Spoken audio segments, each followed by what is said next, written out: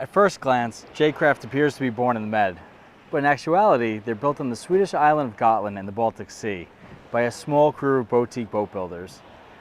Built on an island that roots date back to the building of Viking longboats, there's an incredible amount of care and time that goes into each boat, between 8,000 and 9,000 hours each.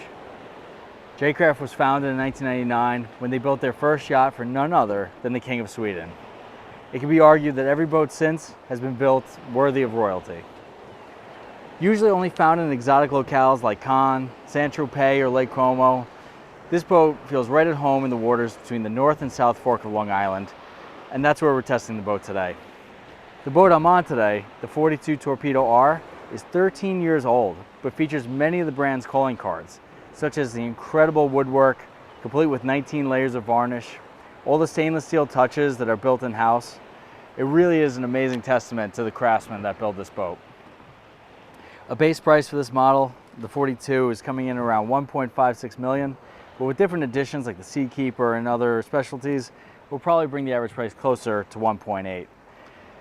Getting to test this boat with its IPS power, we were doing about 40 knots. The handling was incredible. It was smooth, quiet, all the things that you would hope for in a boat of this level of style. So we're going to take a closer look at a couple of my favorite features on board. Really had a blast driving this boat. This is only the second to make its way into the United States. The first is in the Great Lakes, and there's a third one coming down to the Ocean Reef Club in November that we're hoping will make its way onto the show circuit in time for the Palm Beach show, where it'll really get to debut to the American masses. Fun boat to drive, IPS power. We had a 40-knot top end, and the boat was smooth, fast, quiet. It really, when you have a boat with this much flash, everyone's gonna be looking at you. You want that handling to match, and this boat absolutely delivers.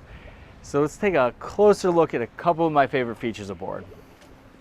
All right, so the seating here is actually extremely comfortable everywhere. One touch that I thought was really cool is they have this, you have the solid floor here, but at the push of a button, a table rises up. And the owner had a funny comment before about not wanting to eat where you keep your feet. And I certainly appreciate that sentiment. So at the halfway mark, this table can come across and it can become a total sun pad, or better use, this folds out and you have a table. So I think that's a really smart, versatile touch. And there's gonna be a lot of customization and options on future boats. You have cold storage and ice maker. Eventually, this will actually be a staircase down to another cabin, probably only used for storage or the misbehaving grandkid, but I think it's a pretty cool touch.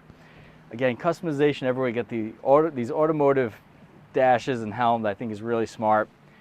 And again, all this stainless steel for the windshield, but it's at a perfect height. You know, I like to think I'm 6'2" on a good day and I can see clearly, but you could be quite a bit shorter and still have great views. There's very little bow rise too, which really helps with that. Take a quick look below.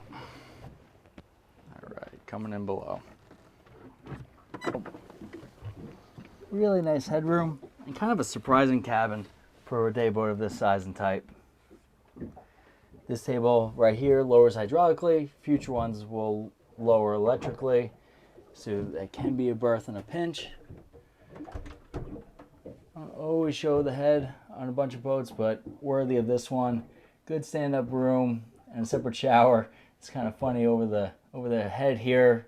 They have a throne. They like to say that that's a nod to their very first owner, the King of Sweden, that all their boats have a throne. Another berth under here, largely used for storage.